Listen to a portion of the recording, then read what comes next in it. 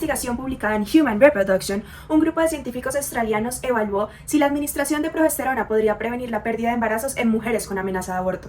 Este ensayo clínico controlado aleatorizado se propuso responder a una pregunta clínica muy frecuente. En mujeres con amenaza de aborto espontáneo, ¿la administración de suplementos de progesterona hasta la finalización del primer trimestre de embarazo aumenta la probabilidad de nacidos vivos? Para llevarlo a cabo, se estableció como población toda mujer embarazada con menos de 10 semanas de gestación que presentara una amenaza de aborto, definida como sangrado vaginal con o sin dolor, que tuviera un embarazo único intrauterino confirmado por frecuencia cardíaca en ecografía fetal. La nueva intervención era el uso de progesterona vaginal, específicamente 400 miligramos empresarios, administradas diariamente desde el proceso de aleatorización hasta las 12 semanas de gestación, y como comparador se utilizó un placebo vaginal que tenía igual presentación y vía de administración a la progesterona. El desenlace que buscaban evaluar los investigadores era la tasa de nacidos vivos. Ahora vamos a analizar qué tan aplicable es este artículo en la práctica clínica. Lo que vamos a hacer es que vamos a desglosar un poco este ensayo para reconocer su calidad y su utilidad en el contexto clínico. Vamos a evaluar como primero la validez interna por medio de 7 preguntas. La primera pregunta nos dice, ¿se hizo una asignación aleatorizada? La respuesta es sí, sí se hizo una asignación aleatorizada. Esto es especificado en el apartado de materiales y métodos, sobre todo en la sección de reclutamiento, aleatorización y cegamiento.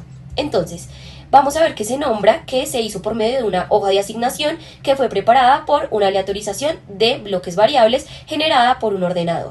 Bueno, la siguiente pregunta es, ¿se hizo un ocultamiento? De nuevo, la respuesta es sí. En materiales y métodos se especifica que un estadístico independiente fue el que se encargó de hacer la hoja de aleatorización, donde se asignaba un número de serie para que la participante reclamara su tratamiento. Aquí lo que sucede es que el farmacéutico tampoco conoce qué es lo que se le está entregando.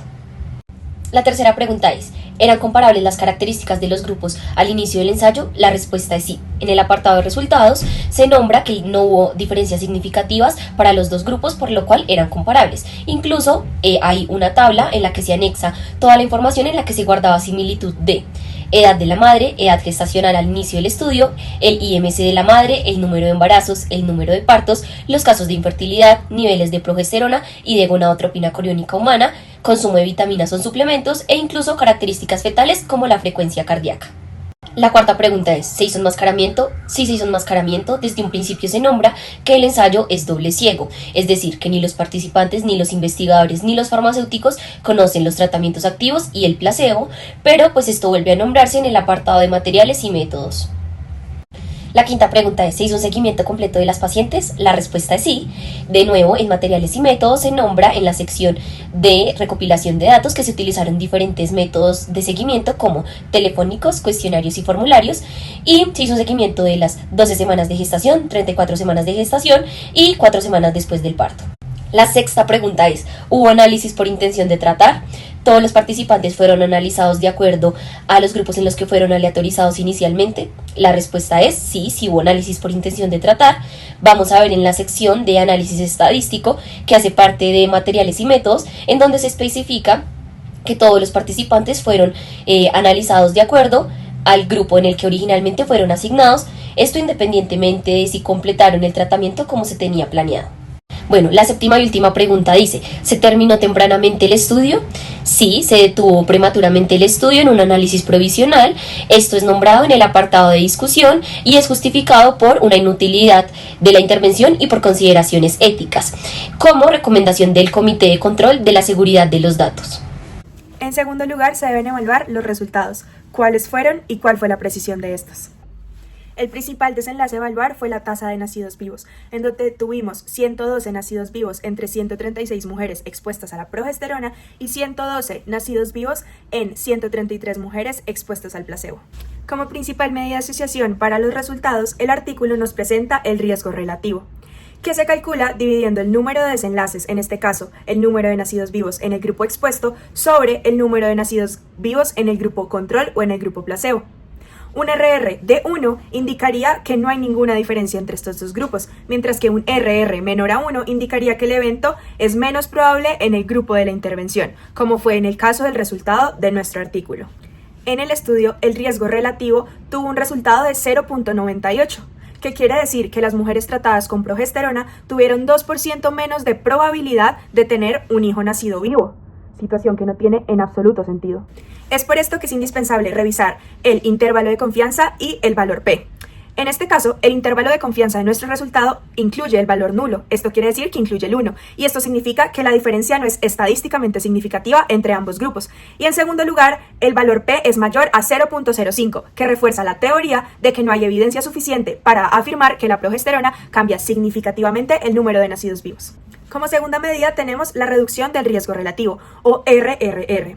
Esta medida se calcula teniendo en cuenta el riesgo del desenlace en el grupo control y en el grupo de la intervención, con el fin de conocer la proporción de reducción del riesgo del desenlace en el grupo tratado con respecto al control. En este caso, el resultado dio 2.2%, lo que indica que la intervención redujo el riesgo de no tener un nacido vivo en un 2.2% respecto al grupo control. Ocurre nuevamente algo muy similar a lo anterior, y es que el intervalo de confianza incluye valores negativos, indicando la posibilidad incluso de un aumento del riesgo.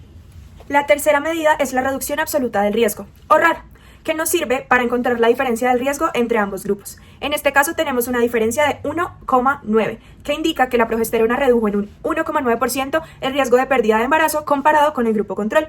Sin embargo, igual que en las dos medidas anteriores, el intervalo de confianza incluye valores negativos, que indica que la diferencia podría ir desde que la progesterona es perjudicial, en menos 7.1, hasta que es beneficiosa, en 10,8%. Y como el intervalo de confianza incluye el 0, tampoco hay diferencia significativa. Como última medida tenemos el número necesario para tratar, o NNT, que indica el número de pacientes que deben recibir la intervención para prevenir el desenlace adverso.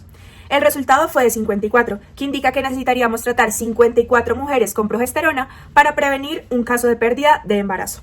A pesar de que el estudio incluyó el resultado de varios desenlaces secundarios como el parto pretérmino, el peso al nacer, la necesidad de hospitalización, complicaciones neonatales y además hizo un análisis por subgrupos asociados principalmente al número de abortos, antecedentes de infertilidad, a edad materna y a niveles de progesterona iniciales, ninguno de estos análisis mostró resultados estadísticamente significativos. Ahora, finalmente, evaluaremos la validez externa del ensayo por medio de 3 preguntas. La primera es, ¿los resultados son extrapolables a mi paciente? La respuesta es no. Los resultados no son extrapolables a la práctica médica y tal y como lo menciona el artículo, es necesario reevaluar las características clínicas de las mujeres a las que sí les podría llegar a ser beneficioso. Además de que es necesario ajustar otros elementos como duración del tratamiento, dosificación y demás factores que pudieron llegar a ser influyentes en la ausencia de significancia de los resultados. Además, la extrapolación de los resultados se complica especialmente en el contexto de la población colombiana, ya que existen diferencias socioeconómicas, genéticas y ambientales con respecto a la población en donde se llevó a cabo el ensayo, que fue Australia. Como segunda pregunta para evaluar la validez externa es, ¿se consideraron los desenlaces más importantes?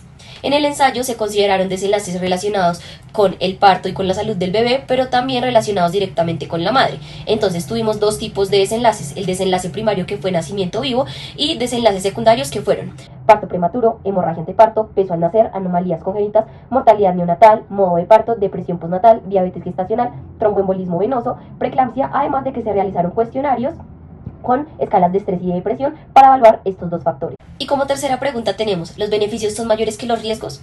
Finalmente, el mismo ensayo termina diciéndonos que no hay resultados significativos, es decir, que no hay diferencias relevantes entre la progesterona vaginal y el placebo, por lo cual los beneficios no son mayores que los riesgos. En general, el estudio cumple criterios para asignación aleatoria, el ocultamiento, el enmascaramiento tanto de participantes como del equipo investigador. De la misma manera, describe claramente todas las características de la población incluida, la intervención, el comparador que quizás pudo no haber sido el ideal, pues actualmente se usan otro tipo de terapias para evitar la pérdida gestacional, como lo puede ser la progesterona oral, que pudo haber sido un mejor comparador que el grupo placebo. Pero a pesar de que cumplió con muchos de los criterios de forma, presentó múltiples limitaciones también. El estudio fue centralizado a una única institución, limitando la posibilidad de generalización. Además, la población fue baja, pues solo el 21% de las mujeres que cumplían criterios accedieron a participar. El estudio fue también detenido prematuramente y no se siguieron los mismos lineamientos y características del estudio de referencia que sí había mostrado resultados positivos. Y en el mismo artículo nos reportan en la parte de discusiones que hay muchos factores que pudieron haber influido en que la conclusión fuera de que el uso diario de 400 miligramos de progesterona vaginal hasta la 12ª semana de gestación no aumentó en absoluto la tasa de nacidos vivos.